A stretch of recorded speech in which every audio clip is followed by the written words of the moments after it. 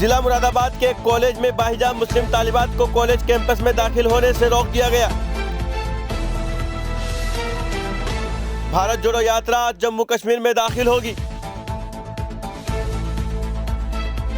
भारत और तंजानिया के दरमियान करीबी और दोस्ताना ताल्लुकात हैं। लोकसभा स्पीकर।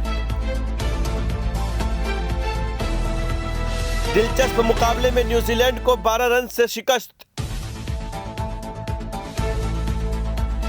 भारत ने 2 समुद्री एम्बुलेंस मालदीव के हवाले किए।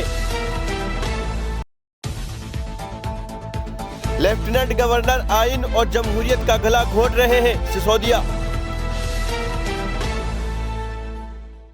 हेलीकॉप्टर हादसे में यूक्रेन के वज़ीर दाखिला समेत 18 अफराद हलाक।